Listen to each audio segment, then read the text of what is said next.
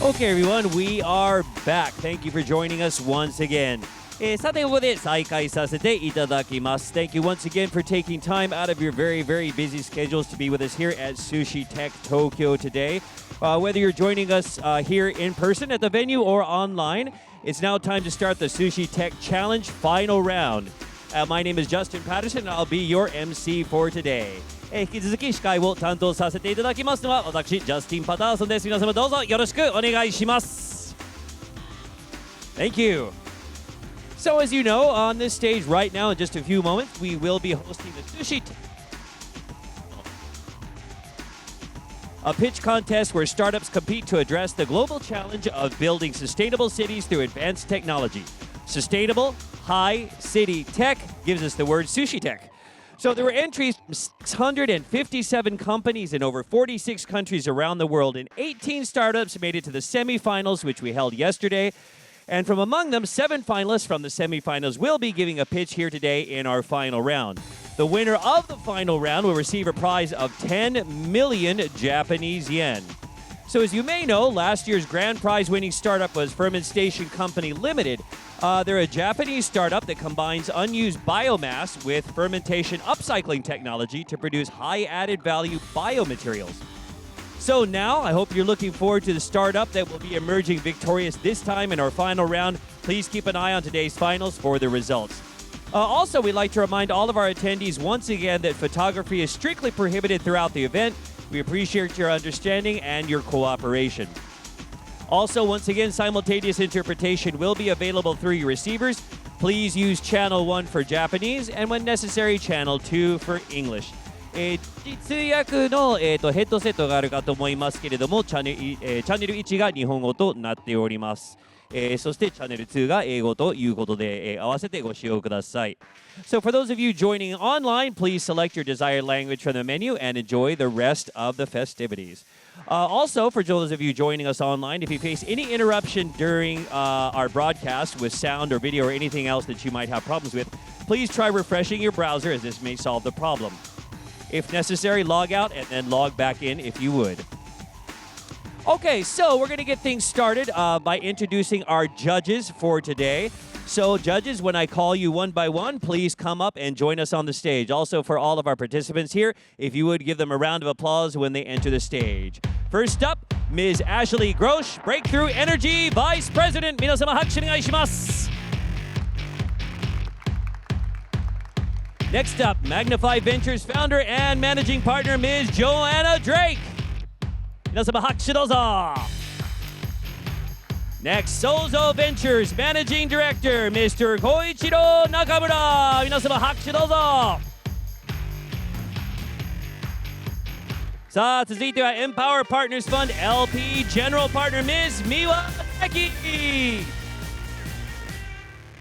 And last, but of course not least, Remarkable Ventures Climate Managing Partner, Entrepreneurs Roundtable Accelerator Managing Partner, Mr. Murat Aktanoglu. 皆様拍手お願いします。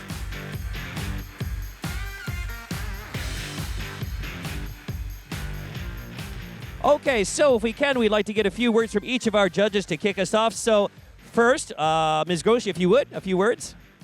Thank you so much for having me. I'm based in Chicago, Illinois. Happy to be here in Tokyo with all of you. I work for Breakthrough Energy, so we are a deep tech platform focusing on the hardest to abate sectors. We work on funding projects on the full continuum, early stage, mid, and deployment. Look to fund projects globally. Thank you very much. Thank you. Ms. Drake? Delighted to be here from San Francisco, representing Magnify Ventures. We are the first venture firm to focus exclusively on the $6 trillion care economy, how we're bringing technology innovation into the entire life cycle, from pregnancy through to end of life. I'm also still managing Core Ventures Group, where we brought software technologies from Silicon Valley to Japan with the help of our Japanese corporate LPs. So very excited to have this cross-collaboration opportunity. All right. Thank you. Very grateful to be here. My name is Ko Nakamura, founder and MD of Sozo Ventures. Sozo Ventures is helping global category leaders such as Zoom, Palantir, Technology, Coinbase, Square. We are very happy to find the next Coinbase Square types company in this session. Thank you very much. Thank you. Ms. Seki? Thanks for having me here today. I'm Miwa Seki, founding partner of Empower Partners, one of the first, if not the first, 3 female-led venture capital funds in Japan. We invest globally, both in Japan and outside Japan, to a growth and mid to growth stage companies. Thank you. All right. And Mr. Aktenoglu, if you would, close us out. Thank you very much. My name is Murat Aktanoglu, co-founder and managing partner at Remarkable Ventures, Climate, and also Entrepreneurs Roundtable Accelerator. We are based in New York City. We've been investing for the past 15 years. We made 375 investments. I used to live in Japan 20 years ago, so I love Japan.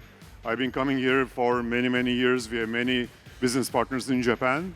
And this is my 4th time at SusHi Tech. It started as City Tech Tokyo. So it's amazing to see the scale of SusHi Tech Tokyo this year. Congratulations to Koike-san, Miyasaka-san, Tokyo Metropolitan Government, and Japan for this amazing conference. All right, thank you very much. 審査員の皆様、本日はよろしくお願いします。皆様、改めて拍手お願いします。Another round of applause for our judges.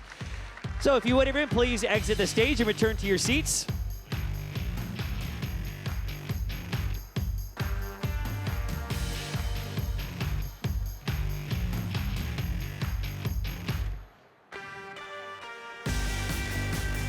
Okay, so in just a moment, we will be introducing our startups that we'll be presenting here today at the final.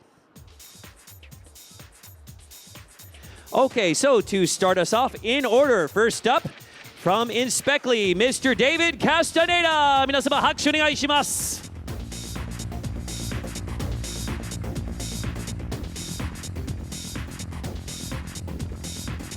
All right, next up, Mr. Sean Matsuoka from General Prognostics Incorporated.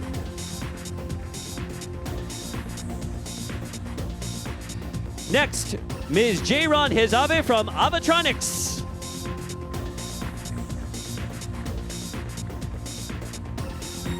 Next, Ms. Ami Sugiyama from SECAI MARCHE.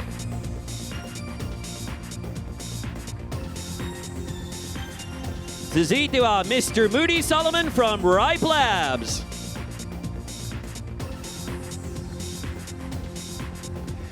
Ms. Yuriko Ida from Emulsion Flow Technologies Limited.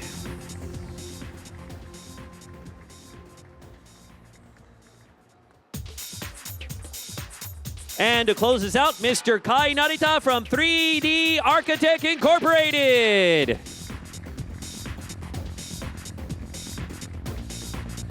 All right, so these are our 7 finalists that will be giving their pitch here on stage today. David, it looks like you switched out your pink jacket for a pink pair of trousers. Really looking sharp today. Okay, great.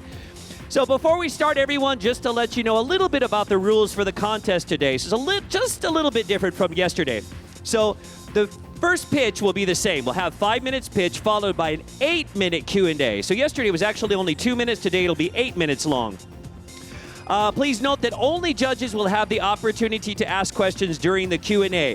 Just as we did yesterday, after the 5 minutes is up and also the Q&A 8 minutes is up, if it goes over, I will be cutting in. So don't get startled or, don't get, startled or, whatever. If I just going to cut in all of a sudden, we have to kind of keep things on a schedule today. So please try to keep within the 5 minutes and, of course, the 8 minutes after that. So here on the stage is the overall timetable and the finalist pitching order, just so you know. Simultaneous interpretation will, as I mentioned, be available through your receivers. Channel 1 is in Japanese. Channel 2 is in English. Use whichever one you need. Okay, so before we go on with the rest of our information, I'd like to ask all of our startups, all of our representatives to please exit the stage if you would. 皆様ご講談ください。そして会場の皆様拍手お願いします。We'll be seeing all of them in just a few minutes. 今日のピッチは楽しみですね。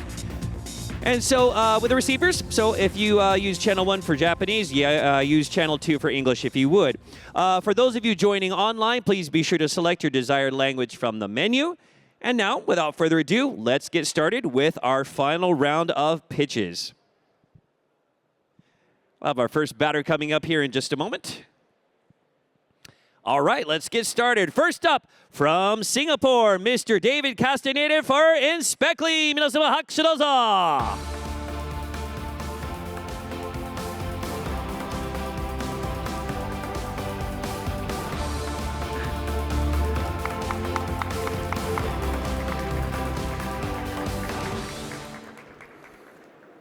Hello, everyone. My name is David. I'm a co-founder at Inspekly. Inspekly is a facility management tool to remotely train and manage people in any kind of building. To give you an introduction to our system, I would like to present it through the results of 3 different clients. A Carl's Jr. franchise in Mexico that managed to reduce training costs by 73% annually, increased employee productivity by 32%, and digitalized 100% of the training and maintenance routines. A wind turbine manufacturer in Denmark, in Europe, that reduced training costs by 57% annually, reduced machinery downtime by 89%, and digitalized 100% of all the training and maintenance routines in their company. And the largest property developer in Hong Kong, one of the largest in Asia, SusHi Properties, that managed to reduce training costs by 62%, increased employee job satisfaction by 43%, and digitalize all the training and maintenance routines in their infrastructure. So how did these companies achieve these results, produce savings, and elevated their employees? By implementing Inspekly. 3 different industries, 3 different continents, 3 different languages. What they did was they themselves digitalized their in-person training routines and their paper checklists into our platform. Our system is designed to be extremely affordable and easy to deploy. You require no sensors in any building, whether it's a convenience store or a huge property. All you need to do is you need to scan the property, assign the checklist, and the clients already have them. They just digitalize them into our platform. They are deployed through augmented or mixed reality, and then they verify the results through our dashboard. So how does the technology work? Well, first thing, as I said, you need to scan your facility with an industrial LiDAR scanner. This could be bought or rented in any country in the planet. Once you scan with this is a scanner from Germany, the name is Navis, and by scanning you will create your digital twin. Or if you have a small facility, like a restaurant or a convenience store, you can use an iPhone or an iPad with a LiDAR sensor and our own app. When you scan your facility, what you will get is this digital twin. In this digital twin, you'll be able to remotely assign a virtual checklist anywhere placed in any part of the space. And that's it. The employee, all they need to do is activate their phone or their smart glasses. The system will tell them what to do at what given time, depending on what the client the manager has assigned. To give you an idea of how fast our software can be deployed, this is the 8th largest tower in the planet. It has 108 floors, 270,000 square meters. Within 2 days, the client scanned the whole building. Within 7 days, they digitalized all the training and maintenance routines. Within 10 days, we had 120 people between security guards, maintenance staff, and cleaning people executing tasks with Inspekly. We have achieved global success across different countries, across Japan, Europe, and the US. And of course, we believe that this is a big, big opportunity for everyone. What we're looking for is to working with corporates. And I leave you with the last thoughts on our technology. I think that many of the entrepreneurs or technologists out there, we still believe that sometimes technology and digitalization is based on putting cameras and sensors everywhere. But the reality is that the biggest assets that you will have, whether you're a jewelry company, a factory, or a convenience store, is people. And I do believe that by developing software that is easily deployable, very affordable, to give you an idea, this would cost $50 or 7,000 Japanese yen per month in a convenience store and limited number of users. You could really elevate people. You can take someone with very little skills and teach them complex skills as time goes by. And this creates the infrastructure for mixed reality. It's a matter of time before every single person in this audience will be wearing smart glasses. We're talking about hopefully within the next decades. We have already local resources. We have a colleague, Akio Nagayama, here ready to work with you. So thank you very much, and I look forward to some questions. All right, thank you very much for the wonderful presentation. Okay, it's now time for our Q&A. Who would like to kick us off with some questions? Anyone? Okay, Ashley? Thank you very much. Very clever, very needed. Thank you. You gave a couple of different examples Yes. of sectors, Yes. but help me understand your go-to-market. If you were going to pick one, you had hospitality, you had industrial, but where do you really start to get traction?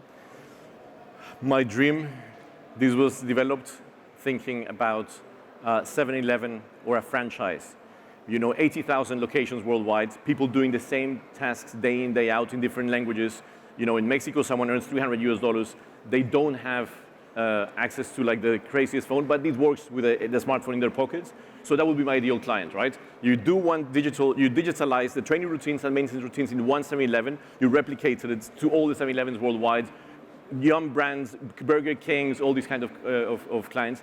But of course, because we are, by the way, self-funded and we're profitable, we've had to look at clients in any industry. So for example, the BMW company, they're using this in the BMW museum right now for indoor navigation of actually the tourists. So they're using it for both internal and external purposes. So yeah, that's my dream client. I don't want to say no to Mitsubishi and whoever is here in the crowd, but that's our dream client. Thank you. Okay, Murat? Thank you, and congrats on all the traction all over the world, which is very impressive. Thank you. So my question is more like once you assign like maintenance routines in specific locations, how do you track that these are being performed? Do you tap into like BMS systems or ERM systems, or is it standalone? So it's up to you. The client can connect it through an existing system. The data is up to you to, so for example, you ask your staff to put oil in a machine at 3 p.m. on a Thursday. You give them 25 minutes to execute the task. If they didn't execute the task, you will receive an alert because the system didn't take a picture, for example. The system now has an AI embedded solution where if you ask someone to clean the toilet, instead of just cleaning the toilet, or we don't know if they clean the toilet, in some cases, not Japan, by the way, Japan is the best place. In anywhere in the world, they put a signature in the toilet in the little paper, but the toilet is not clean. With our system, you could clean the toilet, you have 30 minutes to execute the task, take a picture, and AI will identify if the task was executed or not. So and it's up to you if you want to then receive an alert every time they do it, or when something fails or whatnot. Yes, very flexible. Thank you. Okay, Joanna? I'd love to follow on. Really impressive Thank you. presentation. Thank you so much. Early traction. Just curious, as you think about impact metrics, clearly Yes. there's cost savings, employee empowerment, Yes. digital data extraction. Right. What are you most excited about on the impact front ultimately? I have a few examples, but maybe one that comes to mind is we have a client in Mexico, the Carl's Jr. franchise. And these are people who maybe didn't even finish school sometimes, who work in this burger franchise. And by using our system, the guy became a manager within 7 months, a very, very young guy, because the system helped him, elevated him. He's a young guy who understands technology, he loves playing with this, he does his job accurately. The client is now, which I think is part of the equation, if the client says, if you use this tool correctly, we're gonna give you a little bonus. And having someone to go from this to this, increasing their ability for learning, and without having to pay a single dime, right? The employees investing. I think investing in people is important. Because as I said before, we always talk about digitalization, robotics, sensor, whatever. But what happens to people, right? What we need to do is, if we replace someone in a job that is automated, we need to give that person a second job. We can improve people's skills. And this is just the beginning. In the future with mixed reality, you could literally have an engine, for example, of a car, and I can show you step by step how to build or fix the engine of a plane, for example. So it can be very technical. This is just the very beginning because it's no-code software. But of course, if you want to make it more complex, in the future, it's going to be fascinating. Yeah. Thank you. Okay, Koichiro-san. Could you explain about the content creation process? What your company does and what customer have to do? Yes. So the clients, what they have to do is they have to send us the check or Bitcoin or money, I'm just kidding, any payment, any form of payments, and then they get access to a platform where they themselves digitalize the training and maintenance routines. It's a web portal where you do it yourself. We're off hands. So the client they do it themselves, we're off hands. If the client wanted our help, for sure, we're there to help, but I think 90% of our clients, they just pay the license, they download the app, they go into the portal, and they just digitalize what they already have into our system. Okay, we still have some time for maybe one more question. Anyone else have any others? Okay, Ashley? One more. In terms of the verifying the checklist, is there any sort of gamification that you can incorporate? Yes. So we are now working on an AI system. The vision that we have is someone activates their phone and has the smart glasses. The system recognizes me. David, you're from Colombia. You're a 40-year-old man who loves Pokemon, right? So David, I don't know if I love Pokemon, by the way, but anyway, let's say I love Pokemon. So David, today is your first day in the job. Let's go and collect some Pokemons. So come here to this place and do this. Collect your Pokemon and clean whatever you have to do. Then do this. So I do believe that checklist will be smart in the future. You won't just have a boring thing, do this, do that, do that. Depending on the urgency, the building will tell our system will tell the person what you need to do. Because right now checklists are like, check the fire extinguisher every Sunday of the week. Clean the toilet once an hour, right? But maybe there are different ways of doing this. If I just replace a light bulb, why do I need to check it if it's new, right? So I think in the future we'll have an AI system that will gamify the experience and will make it far more fun, because these jobs are very boring and monotonous. But by the way, only with the system that I have right now, you can see, especially the younger people, they're just so excited, right? It's like a game, it's augmented reality, it's fascinating. Yeah. I think maybe one time, we have a little bit more time for maybe one more quick question. I'm sorry, Miwa-san, you had your hand up a minute ago. You have something? Sure. Just following up on Nakamura-san's question. So what your clients have to do is to physically sort of carry that, equipment and videotape everything. So that's the first step. You need to scan your facility. If it's a restaurant, it's with an iPad. You don't need the big machine. That's just for a factory. But yeah, so the client can rent. There are companies who offer these services in Japan, for example. So you could just rent as a service. It's a digital twin. What we need is the software, the digital twin, and that you input into our system. So they can do that themselves. Yes. Thank you. Okay, I think that brings to a close our Q&A session. Thank you very much, Mr. David Castaneda for Inspekly. Arigatou gozaimashita. Thank you. Okay, so now we'll be moving on in just a moment to our second presenter. Thank you very much. Give us just a second for them to get ready. What about the Okay, looks like they are ready to go. So next up, let's welcome from USA, Mr. Sean Matsuoka for General Prognostics Incorporated. 皆様、拍手でお迎えください. Come on to the stage, sir.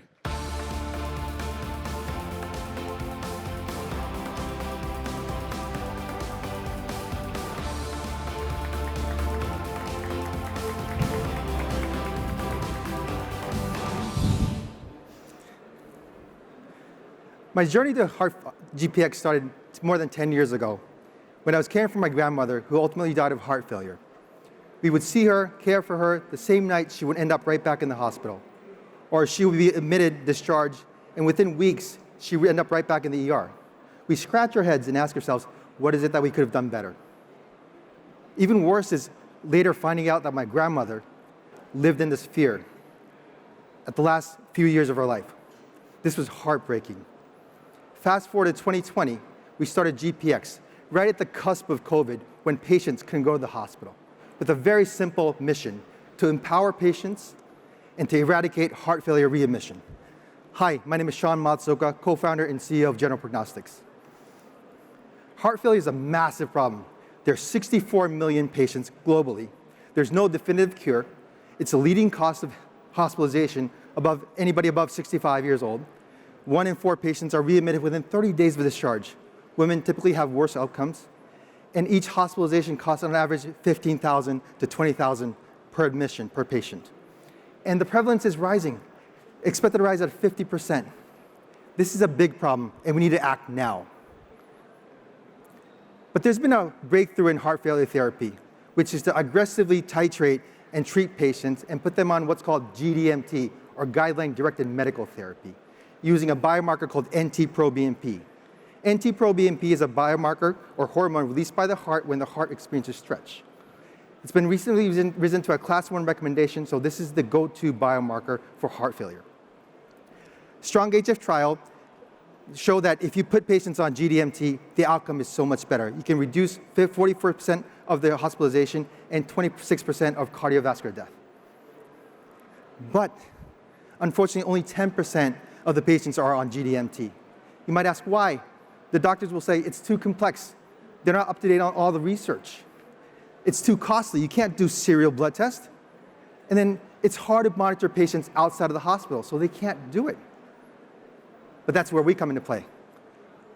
GPX allows and integrates three innovative platforms.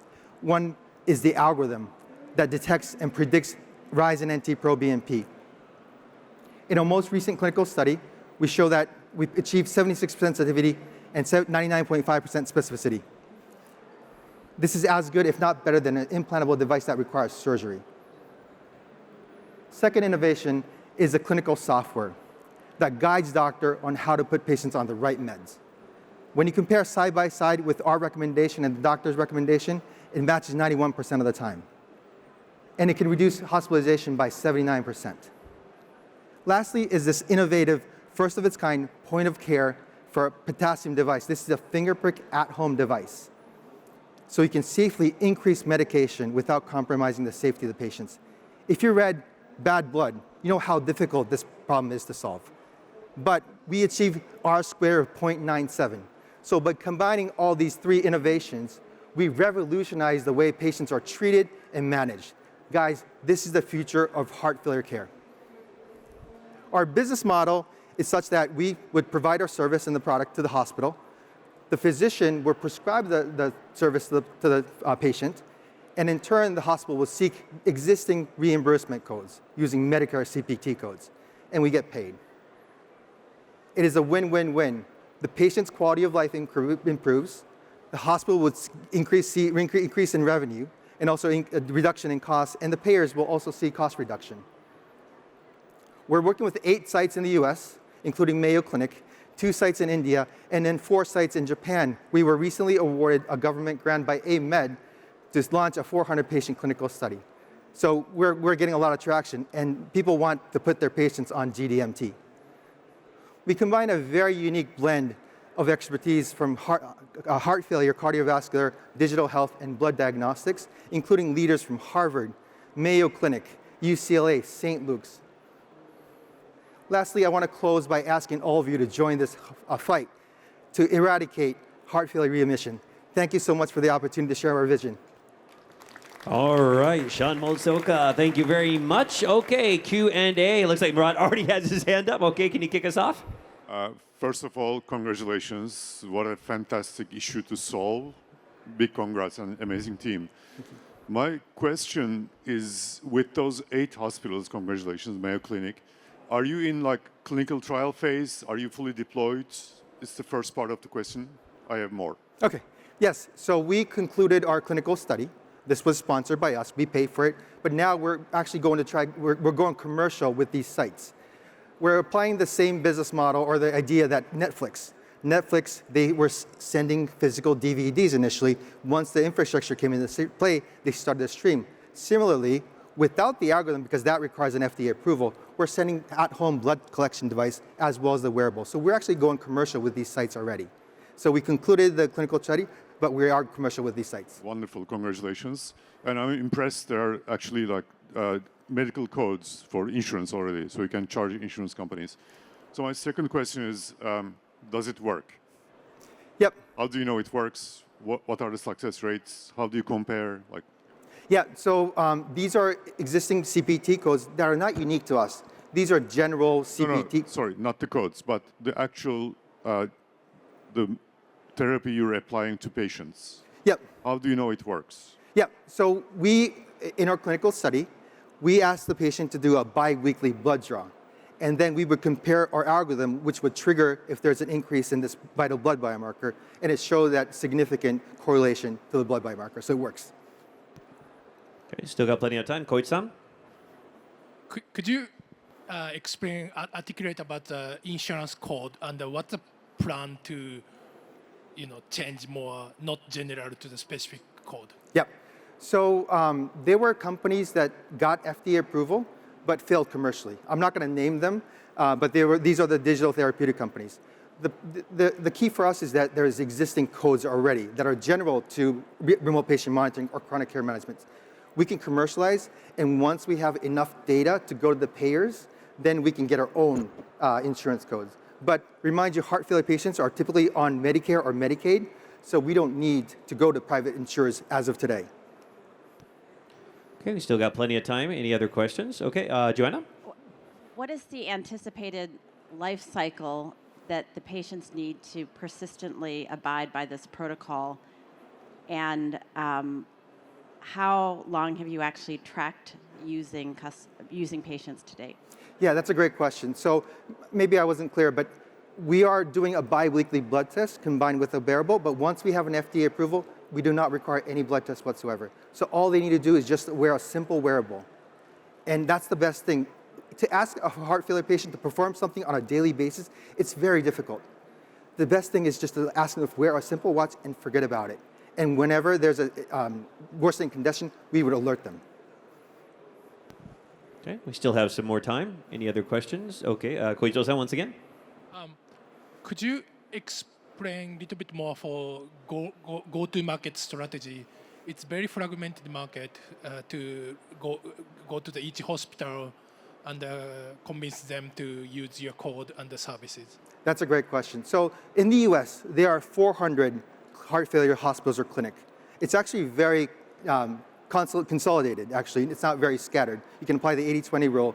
But our plan is to show by publication that using our system is much more effective, and it could bring them value and reduce hospitalization and cost. And then we would, first of all, work with our clinical sites that participate in our clinical trial. They become our biggest champions. They become our fans. We use those sites as a center of excellence, and we try to deploy using in the surrounding hospitals. And as well, and then the other plan is to work with the implantable devices that are already deploying this implantable device. Work with them. Oftentimes, patients do not want to get surgery, so they say no to the surgery. But then for the hospital, it's actually additional revenue. It's a missed opportunity. So if you can do this non-invasive without a surgery, it's actually a win-win for the patient and for the hospital. So we want to go after aside from going after the concentric circle, we want to work with the sites that are doing the implantable device. Thank you very much. Mia-san? Yeah, just a basic question. Yeah. What other non-invasive testing options do patients have? That's a great question. So right now, there is no monitoring. People tend to weigh themselves on a daily basis, but then when your weight is increasing, you're already too late. You're already symptomatic. You only have less than a week, couple days until you're hospitalized. That's probably the most prevalent way to monitor. The other options are there are typically three categories of competitors. One is the companies that are just using a wearable device, but then the wearable device itself is very noisy. When you try to build an algorithm based on hospitalization, which is very subjective, it's very difficult.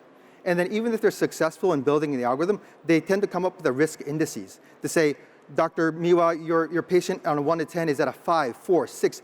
Doctors are not going to be able to understand what that means. The last category is the companies that are using objective ground truth, which is to use catheterize the patient, use the wedge pressure, and develop an algorithm. This is a ground truth that's very objective, but then the algorithm itself is overfitted to the severe patient because no less severe patients are going to voluntarily participate in a clinical study to say, you can catheterize me and use me as a data.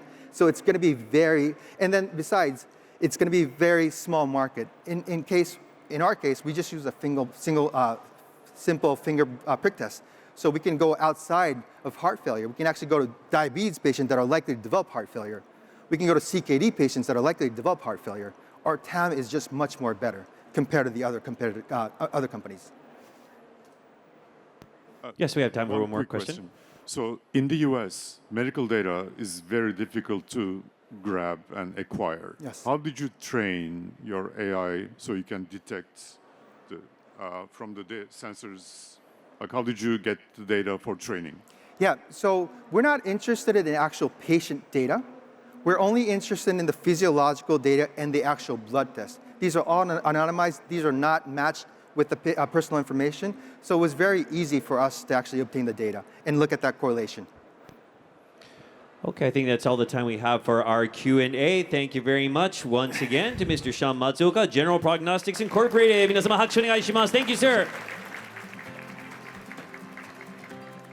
All right, very, very interesting presentation. Should be moving on to our next presenter in just a moment. All right, moving right along now from the country of Switzerland. Let's welcome Ms. Jairon Hizave from AVAtronics. 皆様拍手でお迎えください。どうぞ。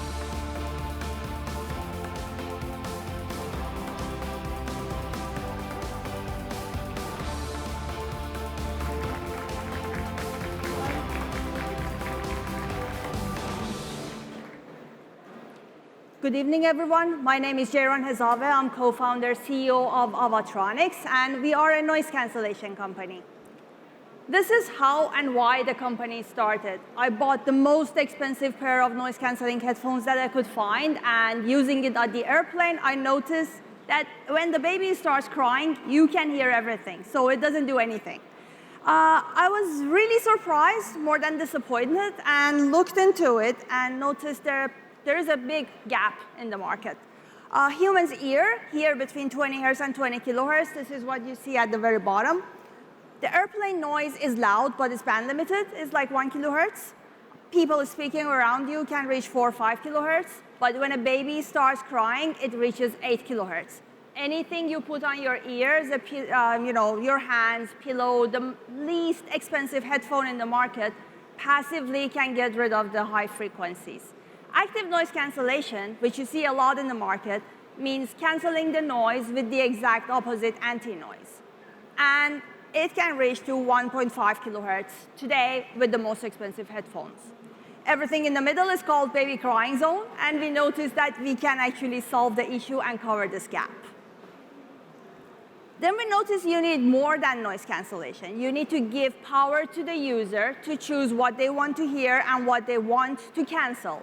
So we have the wideband active noise cancellation, which is 10 times better than anything else in the market. And we have the wideband transparency. Let's say you're sitting in a very nice area and you just want to hear what's happening and listen to the music at the same time. We give you that. And if you're in SusHi tech and you're shouting at everyone in order to make them hear what you want to say, we cancel the noise and we pass only the speech. The technology is embedded software, combination of DSP and Edge AI.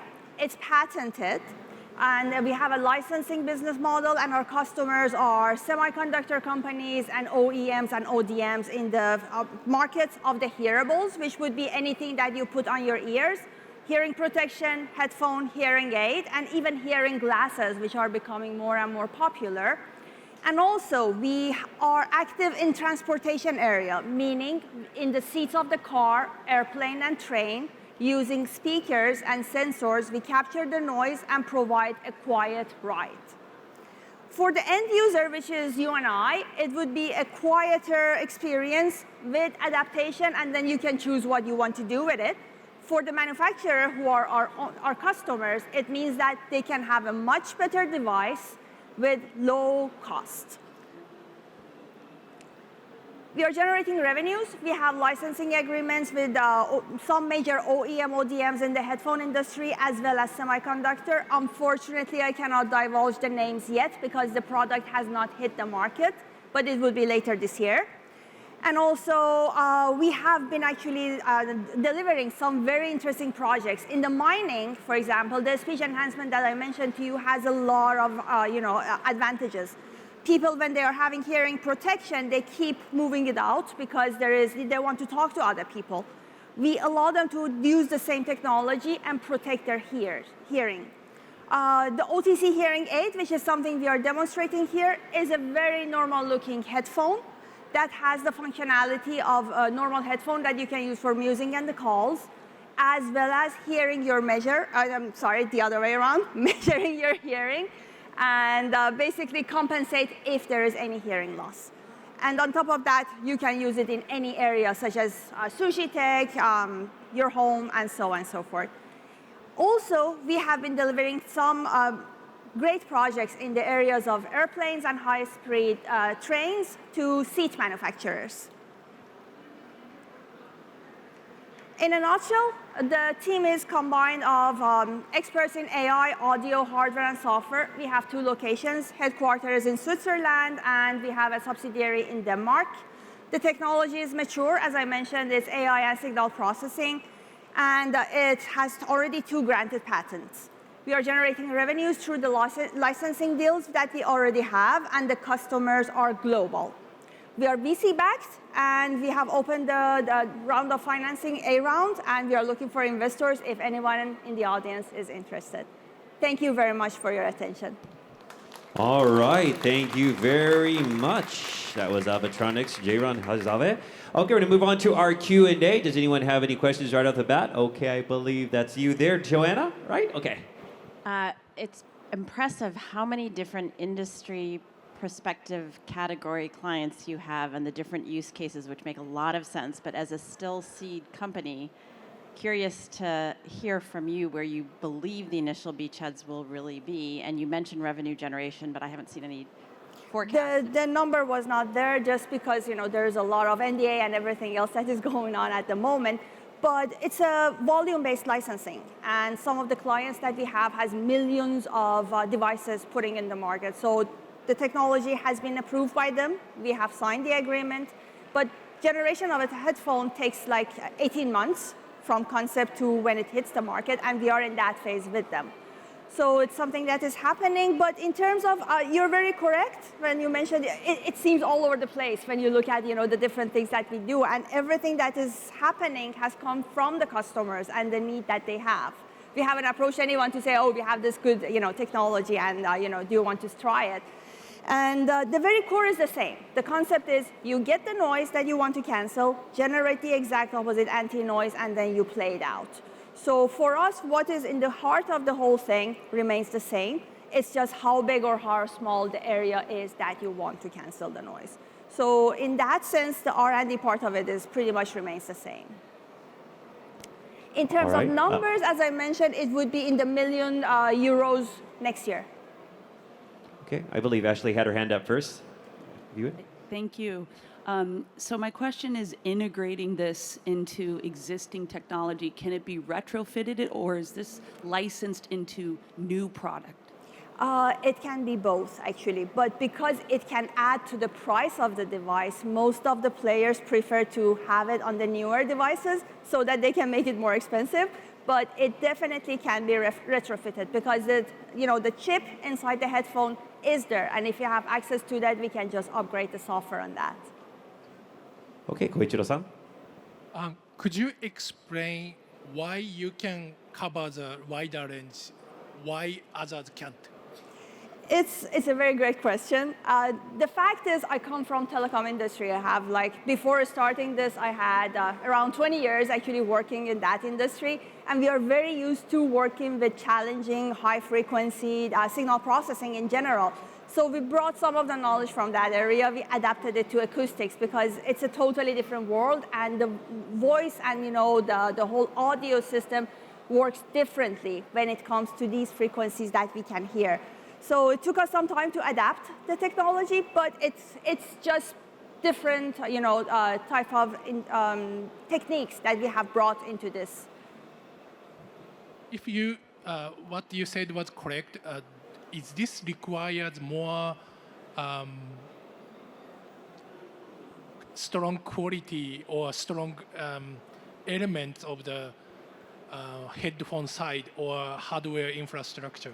It's a really great question. As long as actually the infrastructure is there in terms of the bill of material, the sensor, the microphone, the speaker, and some processing available, we can deliver the best you can get out of that hardware. Of course, anything and everything can be updated and made better. And we sometimes make recommendations that, if you change this device or if you move this thing and then, so on and so forth, you can get a better ANC, which is not going to be costing them too much in terms of what they can achieve. All right, we still have plenty of time. Any other questions? Everyone good? Okay, Ashley? Following on Joanna, just a couple other markets you didn't mention were military and sports. Have you explored those two areas? We get a lot of requests in those areas as well, but being a small company, we cannot tackle everything at the moment. That's why we are fundraising, so that we can have a bigger team who can be dedicated to those areas. Each and every market needs at least 2-3 people who can be just on that. All right, do we have any other questions? Okay, so that's the end of our Q&A. Thank you very much. Once again, that was AVAtronics by Ms. Jayron Hizabe. Thank you. ありがとうございました。 Thank you very much.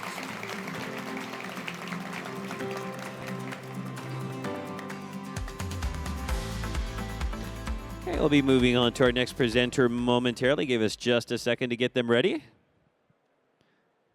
Okay, ladies and gentlemen, let's now welcome our next presenter to the stage from Malaysia, Ms. Ami Sugiyama, presenting for SECAI MARCHE. 皆様拍手お願いします。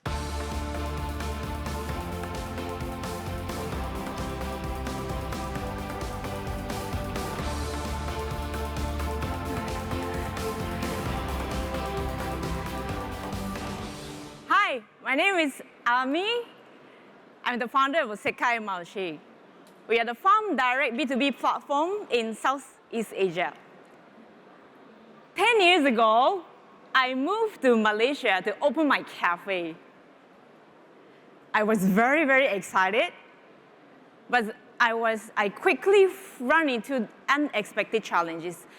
It was incredibly hard for me to find a good quality of fresh produce. Prices are always fluctuating. Limited varieties, we don't even know where the product's coming from. Like many restaurant owners, I was frustrated, and then I wasn't alone. This experience stayed with me. Today is the reason why we started to rebuild the supply chain in Southeast Asia. Look at this. This is a traditional supply chain in Malaysia. It's very inefficient, fragmented. Farmers are disconnected from consumers. Farmers here are smaller scale. They have limited access to technologies, markets, and any resources to increase productivity and profitability. Meanwhile, restaurants are stuck buying in a bulk from distributors. They still need to rely on the traditional supply chain with multiple middlemen, although they are always facing to the quality issue, inconsistency of the pricing, and limited varieties, and no transparency. And even more, without the proper cold chain, more than 50% of the produce are wasted. It hurts to both sides and to the environment as well. Here, that's where SECAI MARCHE comes in. We are the B2B farm direct platform to connect farmers direct with restaurants. We develop our own technology stacks. Smart e-commerce platform with AI-powered forecasting, own warehouse management system, highly customized for perishable products. We even have our cold chain logistics network. This enables us to deliver more than 20 tons of fresh produce from the farm to consumers in the city within 24 hours every day, while maintaining the freshest quality with food traceability. Until today, we have over 400 farmers and 4,000 over products from Japan, Malaysia, Singapore, and from other countries as well. We contribute to the farmers in terms of the revenue, better margins, and also direct access to the markets and more predictable revenue and sustainable revenue. Who is using our platform? We have over 1,800 hotel restaurants in Malaysia. We dominated more than 90% of high-end restaurant markets in Malaysia. Why they choose this? First, quality. We bypass the traditional supply chain, direct deliver the products from farms to the city. Quality is the freshest. Second, product variety. We provide full transparency of their products and then giving wider varieties, options and small order sizes. This gives flexibility to the restaurants. Third, pricing. With having more volume, we are gaining more competitive pricing in the markets. From high-end restaurants to casual eateries, they rely us on daily. We even expanded to Singapore market last year, and we also diversifying the products, not just the vegetable and fruit, but successfully did it to seafood, poultry, processed food, even to kitchen equipment and the one-stop solutions. So since we started in 2019, we have continuous growth in the revenue, 200% in the every year, while improving their profitability as well. We also create the flywheel effect with cost competitive structures. We enhance the system usage, and then we have more number of customers, transaction volume, and then we are getting more competitive pricing to attract more farmers to come in. Most importantly, we are building more transparent, sustainable supply chain in the Southeast Asia. Like I once was, restaurant simply looking for better food, better quality, better pricing, and in confidence in where it comes from. So we are continue to grow more in Southeast Asia as well as the Asian Pacific regions. Thank you very much. All right, that was Ami Sugiyama for SECAI MARCHE. Okay, it's now time for our Q&A. Anyone have any questions? Murat already got his hand up. Okay, start us off if you would. First of all, congratulations on all the traction and the revenue and the customers.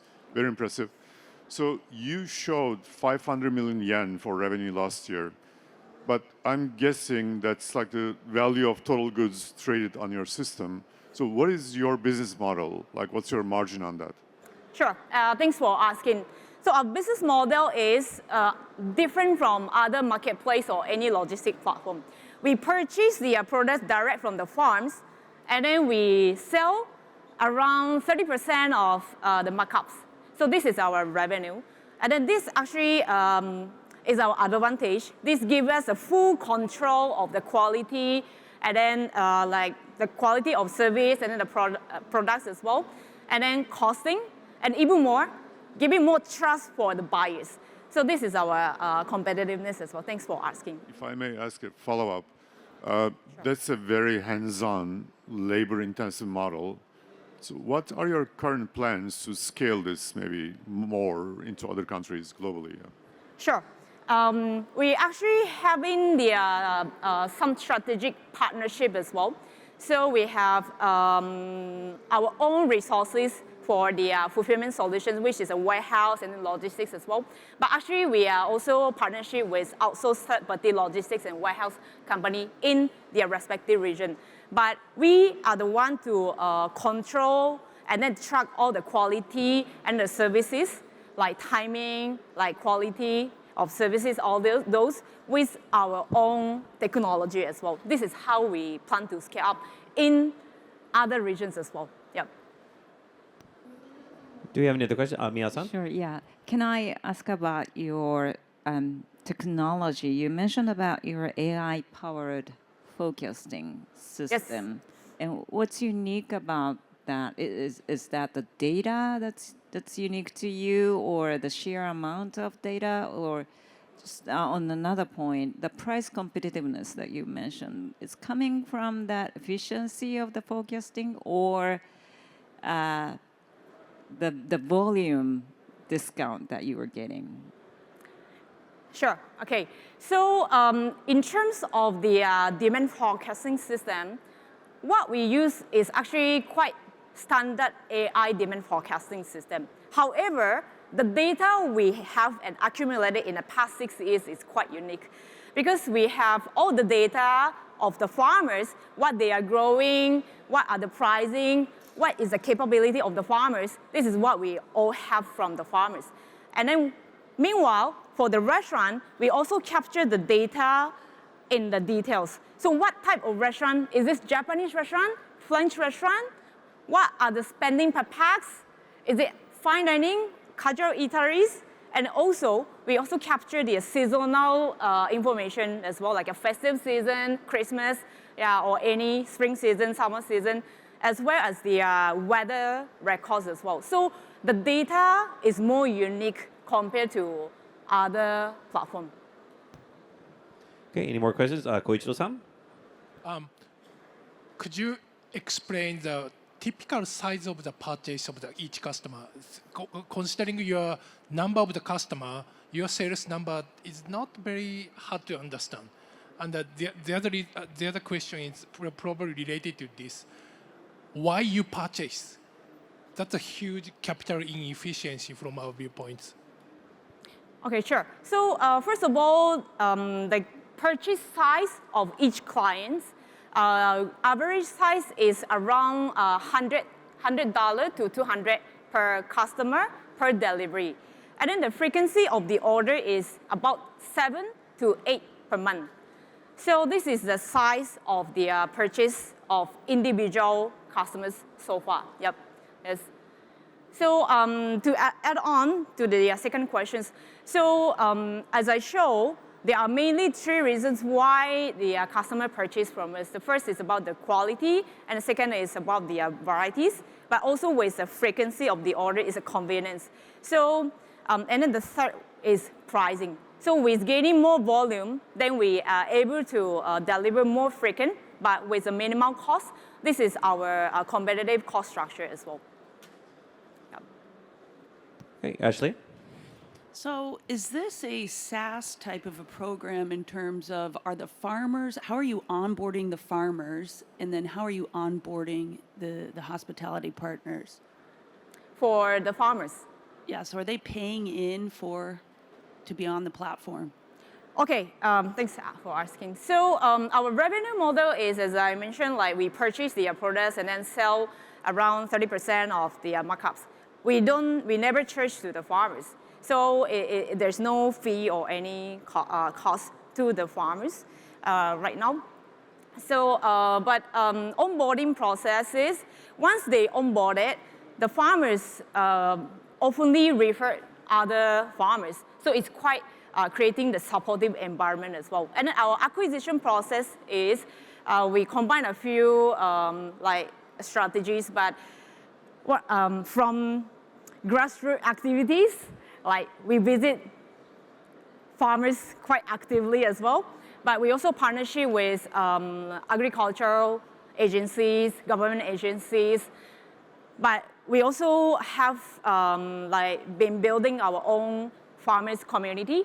Like I say, like we try to give support to create this kind of community in the past 6 years. This is most benefitable, and then it's also competitiveness with us after 6 years.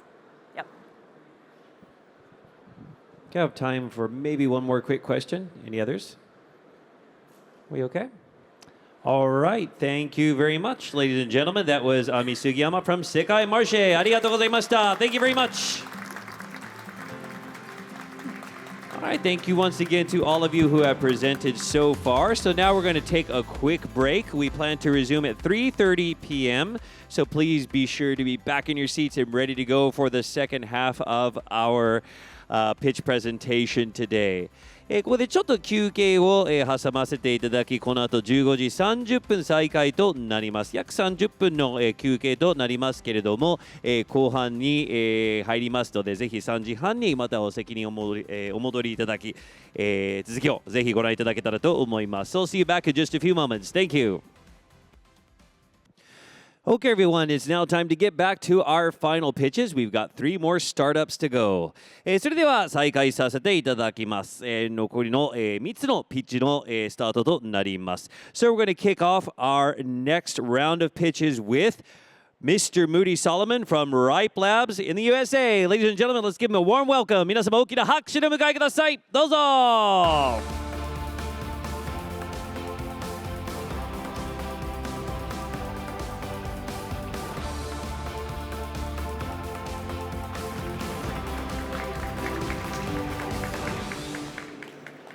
Hello. Food waste is one of the biggest challenges facing our planet today. It's not just an economical problem, it's also a social and environmental problem. that is literally affecting every single person on the face of this planet. And I'm here today to tell you how we at Ryp Labs are facing this problem head on. First, let's put it in perspective. So did you know that every minute we are wasting enough food to feed over 1 million people? And that very same food waste will end up in landfills releasing over 6,000 metric tons of greenhouse gases. So by the time I'm done with this presentation, we will have wasted enough food to feed over 5 million people for a day. And this is due to the fact that we have an unbelievably inefficient food supply chain system despite all the advancements that we've made. Losses are experienced all across the supply chain from the farm all the way down to the consumer. It amounts to over $2.6 trillion in losses every single year, including environmental and social costs. And it's happening across all food groups from meat, seafood, dairy to fruits and vegetables. And so at Ryp Labs, we figured that if we're going to have a meaningful impact, we have to come up with a solution that is very easy to use, can be applied anywhere along the supply chain, scalable, and can be adopted by the largest distributors down to the smallest smallholder farmers. And that's exactly what we did at Ryp Labs. So we developed a 100% safe, natural formulation, plant-based, food grade, that can be applied to almost any surface, including stickers. You simply take one of our stickers, apply it to a fruit or a package of the fruit, and as you could see here in the time lapse behind me, the non-treated mango starts to prematurely rot at about day 14, while the mango that simply has the sticker on it is a lot more resistant to the premature rotting, in this case doubling the shelf life. So at this point, you're probably looking at this and saying, how in the world do you guys do this? It almost looks like magic. We turned to nature. So plants have been producing these natural volatile compounds for millions of years to protect themselves. If there was a lavender plant right here next to me, you would smell it where you're sitting. The lavender plant releases those secondary metabolites for many reasons, but one very important one is to protect itself. It has some antimicrobial, antifungal benefits to it that are volatile by nature. So what our plant physiologists and microbiologists do is they can identify specifically which ones of these compounds in combination will be most effective against the disease that affects your food. Then our material scientists and chemical engineers will develop formulations that can encapsulate and control the release of those compounds that we can then apply to stickers or sachets. And so essentially what we've done is we've taken how plants have been protecting themselves for millions of years and we've repurposed it to now extend the shelf life of fresh produce. Another question that often gets asked is, what about berries? Blueberries, strawberries, you have to put a sticker on every berry. The good news is you don't. You can actually take one of those stickers, apply it to the package, it releases the compounds in very much the same way and protects what's inside the package. We're OMRI listed, so we can actually be used on organic produce in the US and in many other countries. We have several product lines, the small stickers that go directly on fruits. We have larger stickers that go on packages, sachets that can go in even larger boxes, so we're not a one-size-fits-all. Our IP portfolio is quite healthy. We have 1 granted patent, 5 pending, and 2 more that we're planning on filing this year.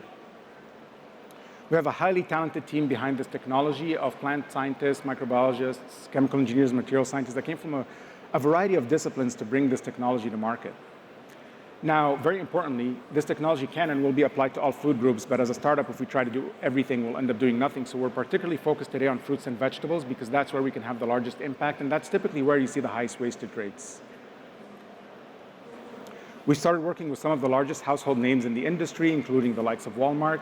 And to really be able to expand globally as a startup, we've started partnering with global players such as Sanyo Trading right here in Japan that is helping us launch in Japan. You could probably see our stickers as early as June on mangoes right here, as well as in other key countries throughout Southeast Asia, and Lineage, which is one of the biggest climate-controlled warehouses in the world.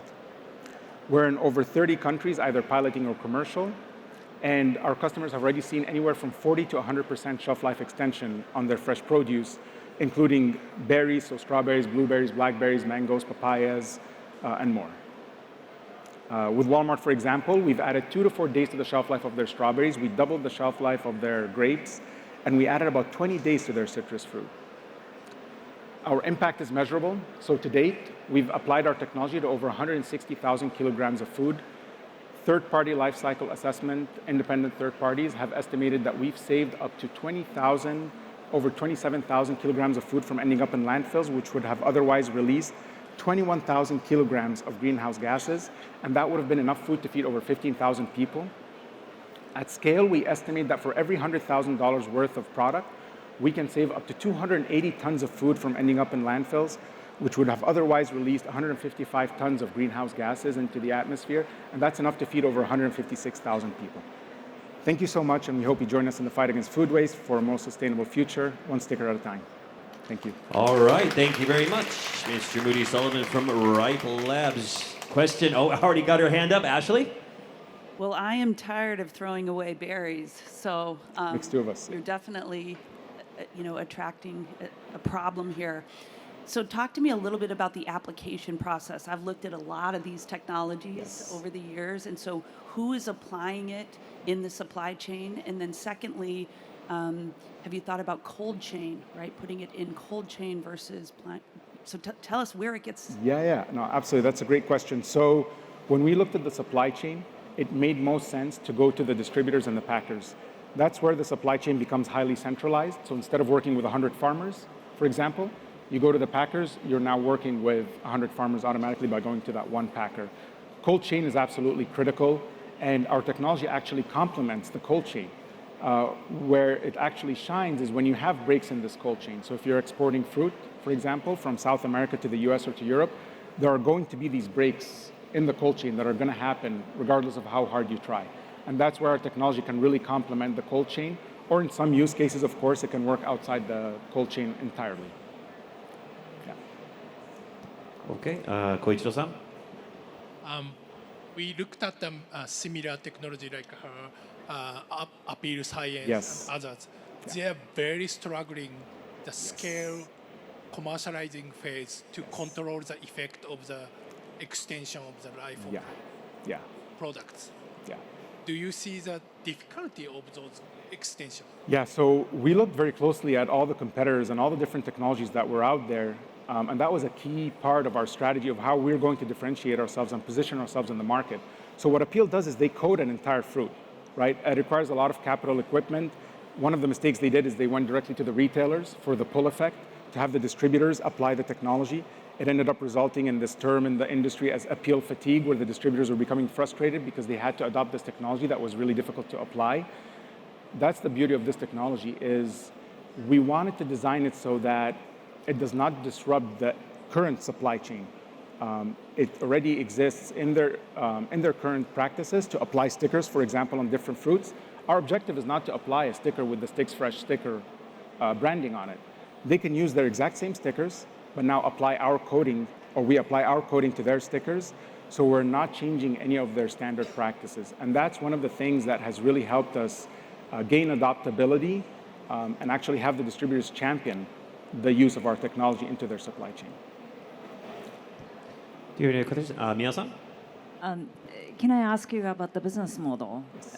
How do you charge your customers? By the volume or by the number of stickers that you sell? Or So it's direct sales, it's volume-based pricing. We estimate that we see anywhere between 50 to 80% gross margins. We actually have come up with a very simple formula. If you divide the cost of our product by the price of the product that they're applying it to, you get a percentage. That's the absolute percentage of reduction in losses necessary to break even. On average, our customers would see up to 300% ROI because we can beat that number by 3x. Murad? On that note, how much does it cost? Like a mango, one sticker? Yeah, so again, volume-based pricing, it can be as low as 3 cents at very high volumes, and it can be all the way up to 25 cents at lower volumes, and of course, depending on the use case. Simple question about the product in the field.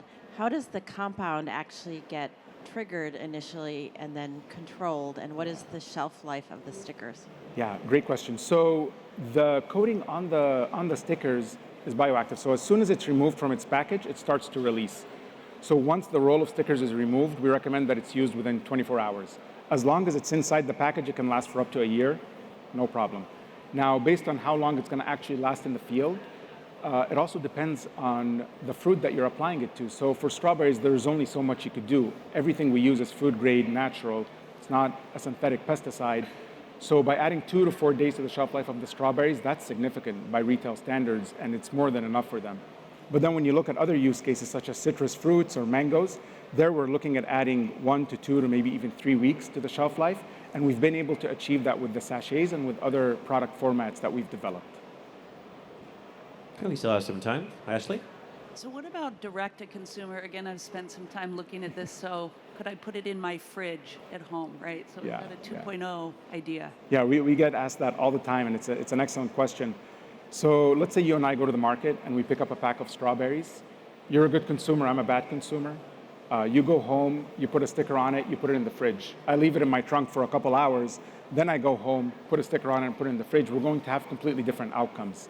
So that variability is actually, we wanted to go direct to consumers and then realize that that variability can really hurt the branding of the company and the reputation of the company. Eventually, we may be able to get there as we optimize the technology and educate the consumers. But that's exactly why we went to businesses, because when you go directly to distributors, you know that all their product is going to enter into a warehouse and it's going to be at 2 degrees Celsius for X amount of time, so you have a much more predictable outcome. Eventually, we want to get there because, again, that's the beauty of this technology, but it's going to take some time. I think we have time for one more question. Anyone else have any other questions at all? All right, thank you very much. Then that was Mr. Moody Solomon for Ryp Labs. Thank you very much. Arigatou gozaimashita. Okay. We now have 2 startups left in our final round. We'll be going on to the next one here in just a moment, as soon as they're ready to go. まもなく次のプレゼンターに参りたいと思います. Okay, it looks like they're ready to go. So next up, homegrown talent from right here in Japan. Let's welcome Ms. Yuriko Ida from Emulsion Flow Technologies. 皆様拍手どうぞ.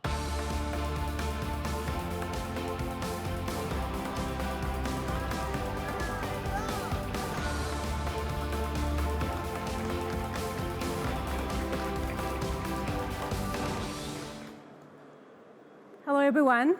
This is Yuriko Ida from Emulsion Flow Technologies. I am Chief Marketing Officer. Let me start with something we all experience everyday life. You charge batteries, smartphones, EV cars, or you drink clean water. But can you imagine what happens next? After battery goes to end of life, or even the factory waste goes to river to discharge. And there is a challenge behind the convenience. Science crisis. Battery waste are full of chemicals. Lithium-ion batteries even contain a lot of critical materials, including lithium, cobalt, and nickel, which creates geographical and environmental issues. And PFAS. PFAS could contaminate our water systems. So the industries are struggling to solve all the problems, but there is another challenge, cost and efficiency. So here we are. We turn nuclear science to circular solutions. This is our system, Emulsion Flow, the system. Emulsion Flow is a key. Emulsion is like you can imagine a dressing, water and oil. But you create the emulsion because of the mechanical design and the special recipe of the solvent to extract certain material out of the liquid with high purity and high efficiency. Because we can do this because this technology is from advanced solvent extraction method. And this technology is originally from highly separating elements, radioactive elements from spent nuclear field. Because we are a spin-off of Japan Atomic Energy Agencies. Here's our CTO. How it works, for instance, lithium-ion battery recycling. EV car getting old, and the old battery come out to the recycling market, and they demolish and are getting black ash. So we use that as a feedstock. We add the solvent to make it liquid state. And the liquid goes to the plant. And we extract critical minerals out of the liquid, high purity, to the battery grade, to make it by crystallizing it to the powder state to return to the recycled material. We bring the versatility. This single platform can solve different problems with extraction. We extract lithium-ion batteries, the critical minerals from batteries from EV cars or ICT devices, or even rare earths from factory wastewater in PFAS. We call it capture and reuse. We don't demolish PFAS. We can reuse the PFAS, so we can close the circle of the manufacturing plant for the industries. If you can imagine the coffee flavor out of coffee, we can do this. So we achieve the 3 savings, cost, space, and energy, because of the high concentration, because of the emulsion.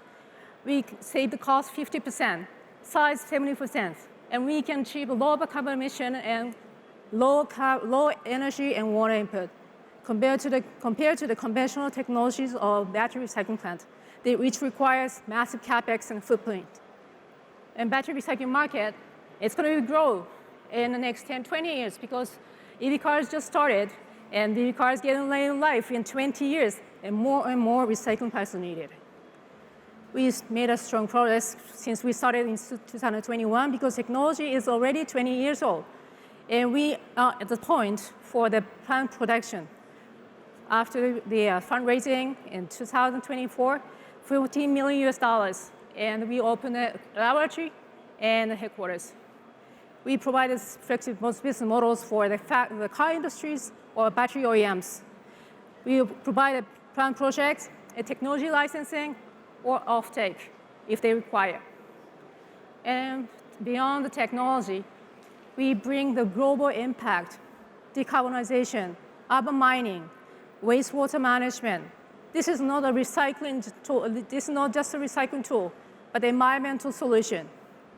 We have a very strong partners and strong supporters, and we are proudly selected as a J startup. And our team is led by the strong leaders.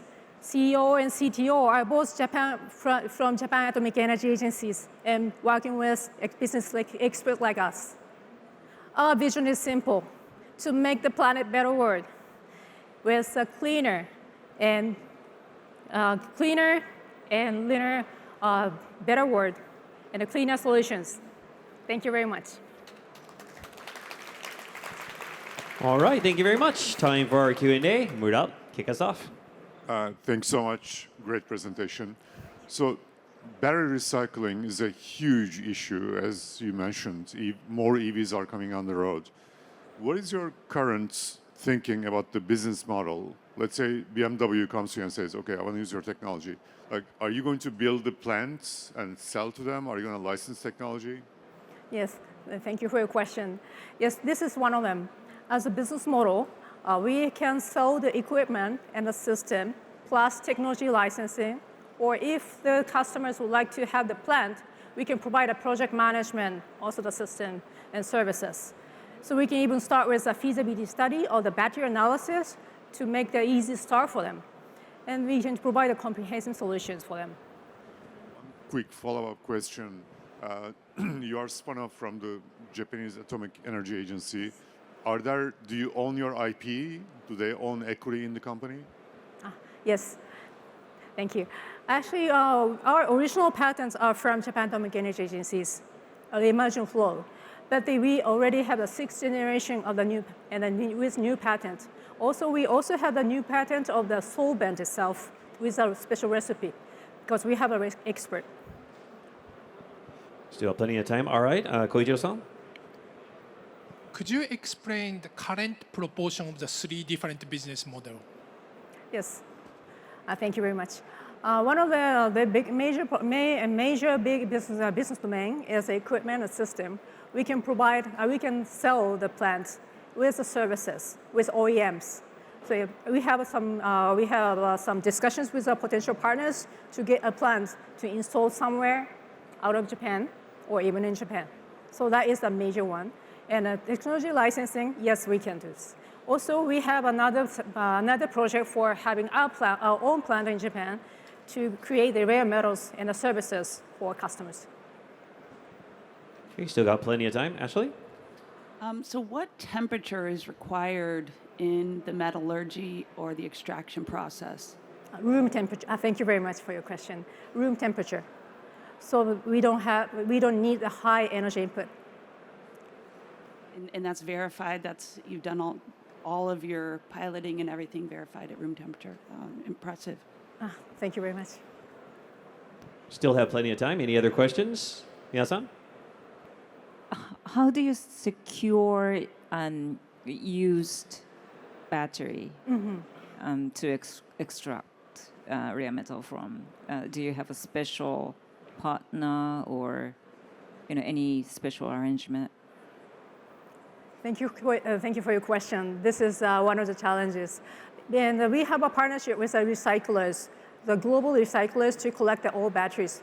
But still, the battery market is still small, and because of the EV cars and the EV cars market.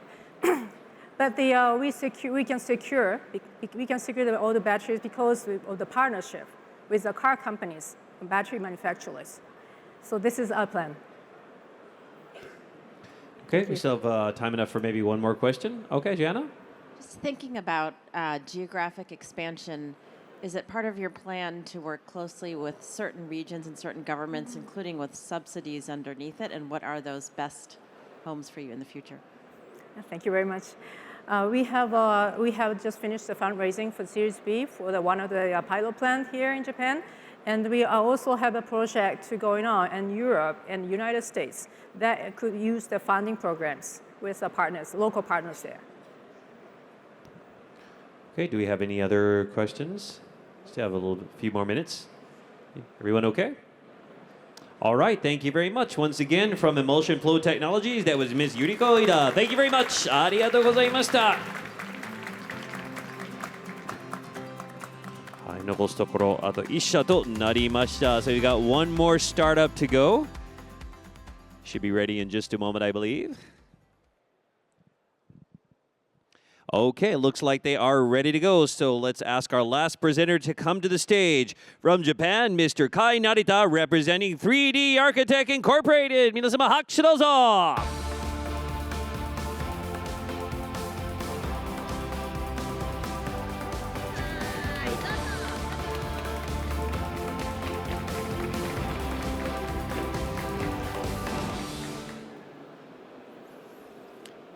Hello everyone, my name is Kai. I'm the founder and CEO of 3D Architech.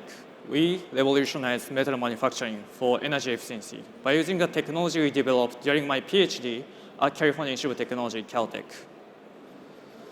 So we are tackling the two challenges to enable sustainable society. The first one is the data center cooling power consumption. As you know, data center could consume tons of energy. It could consume 13% of world electricity by 2030. This is such a huge number. Actually, up to 40% is coming from the cooling. The cooling or thermal management is a huge problem in a data center. It could be $80 billion electricity cost per year. The other problem we're looking at is a green hydrogen production. In order to achieve carbon neutral society, we have to adopt 200 million tons of hydrogen. But still, the production cost of hydrogen remains the key barrier. And these two problems may look like totally unrelated, but as a manufacturing startup, we see the common underlying issue, which is today's manufacturing limitation about how small you can make, and that leads to the inefficient fluid flow, and that results in the overall performance, reducing overall performance. Let me give you an example. So in the data center cooling, people started using a liquid cooling, where the liquid goes through the copper structure on top of a GPU. And we know that if we could make more sophisticated structure with this copper cold plate at finer scale, like 10 micrometer, 0.01 millimeter scale, we could improve the cooling performance. However, by today's manufacturing process, it's extremely difficult to make such a small structure, 10 micrometer scale. And same for the green hydrogen production. There's a component called gas diffusion layer. We like to optimize the micrometer scale design, but it's really hard to do. Today, people is designing randomly oriented structures one. So in order to solve these challenges, we invented a new manufacturing technology that can offer 0.01 millimeter design control. That's 10 times finer than today's manufacturing process. That leads to the efficient liquid flow and also offered 50% cost cut saving for the cold plate or data center cooling and 30% power density improvement for the green hydrogen production. So if it's scaled globally, we can see that $9 billion electricity cost saving per year just by replacing the copper plate. And also green hydrogen production, we can save $7.4 billion per year by optimizing micrometer structure. This is enabled by our core technology, which is gel-enabled metal manufacturing. Unlike traditional metal manufacturing that use the metal powder, metal wire, metal blocks, instead we use gel material. So you have the proprietary gel materials, which can be shaped in 3D by light, which gives a really good resolution. After printing the structure, or making a structure in 3D by gel, we convert that gel material into metal chemically, so that we can create high-performing metal and alloy products. With a 10 micrometer resolution, that's the highest resolution in the market, with optimized and customizable designs. At the same time, we can see that high volume production capability because we can adapt the off-the-shelf machines such as 3D printer for rapid prototyping and also semiconductor-grade photolithography technology at scale. And this technology was featured by many articles. That one of the good one is that the Nature article. They selected our core technology as one of the 7 technologies to watch in 2024. And today we are working with multiple companies and also research institutes in Japan, US, Taiwan, Europe through our POC and also joint development. And we are shifting to the mass production with the design we are developing with those customers. But ultimately, what we are providing is not only the manufacturing process, but also architecture or design that maximize our customers' product performance. And our market is huge. Just for cooling and hydrogen, we can tap into $1.6 trillion market with the immediate market just for selling the cold plate and gasification layer, which is $740 million as a sum. And this is enabled by our global team based in Boston in the US and also Japan here in the Sendai city. We have a great expertise in the manufacturing, design, and business with a great 7 PhD with a great universities such as Caltech, MIT, and Harvard. We also have a top-tier advisors from the Caltech, Stanford, ex-NVIDIA cooling expert, and also the person who has invented 3D printer for the first time. And also business strategy side, you have the former C-suites from the semiconductor industries and the consulting firm. With that, thank you so much. We are 3D Architect, really revolutionize metal manufacturing for energy efficiency. All right, thank you very much. 3D Architect Incorporated. Mr. Kainarida, time for our Q&A. Okay, Koichiro-san, you're up. Could you explain what you're selling? You are selling the very complicated parts, or do you selling it? It looks like you are selling those complicated parts, explaining the business model, or why you are mentioning 3D printing? How you produce those parts? Right. So what we sell today is that manufactured product and also design as well. People don't know that, how to make the good design at 10 micrometer scale. So those two things, that's what we are selling right now. And why I mentioned 3D printing, because today for at least a rapid prototyping process, 3D printing is the best hardware off the shelf. You can create at 10 micrometer scale. But we don't have to actually use 3D printer. Any machine that can use a light to make a structure, that's something we can use. So it's got hardware it's agnostic process. Okay. Any other questions? Mura? Thank you. Very impressive. So data centers are going to consume so much energy. Sure. And this year, like the hyperscalers, 4 of them are going to spend like between $60 billion to $80 billion each. So there's so much money going into the space. Could you remind me, like using your cooling metal copper plates, how much energy can like a GPU and then a data center save? Because if there are like substantial savings, you should license this like to NVIDIA like today for like $100 billion. Yeah, great question. So how much energy consumption or we can reduce is the 50%, up to the 50% for data center cooling. Cooling portion, not entire data center power consumption. That's what we can do. And why not licensing today? Because we are still in the early stage, and we haven't yet validated the mass production capability. So we're working with the design, and we see the great performance at so low volume production. But the next step right now is that if we can scale globally. So that's where we are right now. You haven't mentioned, but how much have you raised so far? We raised over 2 million, that's close, and we're raising right now, or we're almost closing another 2 million rounds. So we are seed stage right now. Yes. Ashley? Thank you very much. So you're going after 2 large markets. Yeah. Are you going to eventually, I have a 2-part question here, have to pick one, and if that's a starting place, is it really leaning into the cooling? So that's my first question. Yeah, so to answer the first question, before answering that question, the research part is basically we don't have to split the resources. We have the basically common manufacturing process, design process for both green hydrogen production, water electrolysis, and data center cooling. So we are still pursuing 2 products, but we're gonna see that my first product in the data center cooling side, green hydrogen production, that takes a long time for even just markets actually coming in. And then is the second piece on the hydrogen side related to the composition of the membrane? Is that what is unique about that structure? No, so what we do is not the membrane. So in the hydrogen electrolyzer cell, there's some component called gas diffusion layer just next to the membrane that has a function of flowing the water and hydrogen, basically gas and liquid, efficiently. But today, what people is very, very random structure. Not at all, I would say, in a fluid dynamics standpoint, it's not controlled at all. So that's where we are, what we are working on right now. Yeah. So they have plenty of time. Okay, Jana? Curious about your IP arrangements, particularly with any universities' academic backgrounds.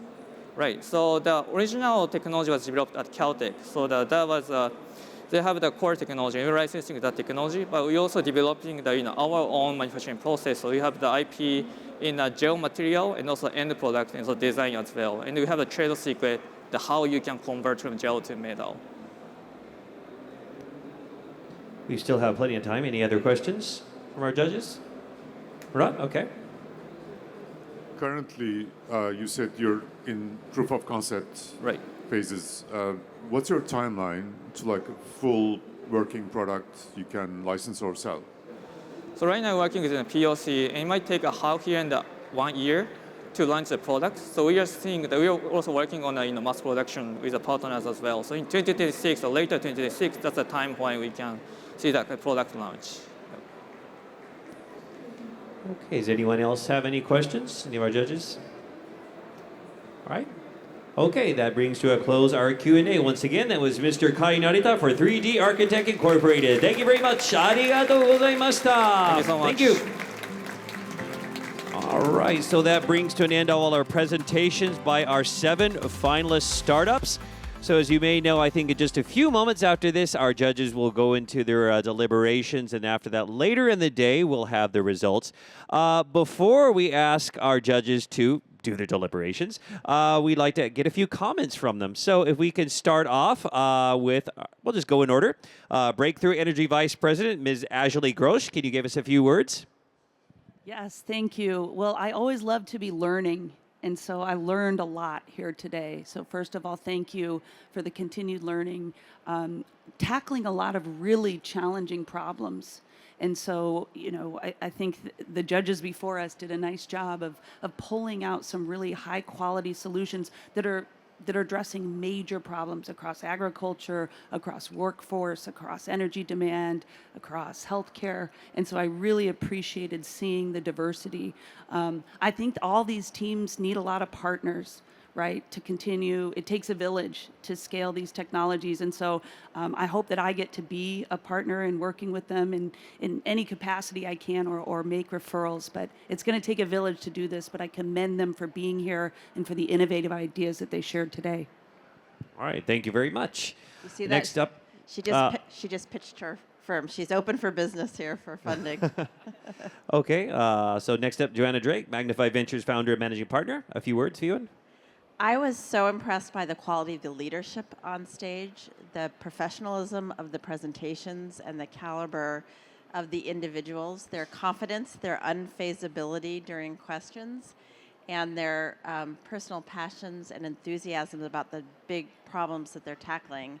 It's just so exciting to see. And in particular, there are certain areas of the world where there's a lean back from some impact orientation, but to have the vision and the wherewithal to build big, hopefully scalable and profitable businesses while solving some of the biggest problems we're facing is just very impressive. So I commend them. All right, thank you. Next up, Sozo Ventures Managing Director, Mr. Koichiro Nakamura.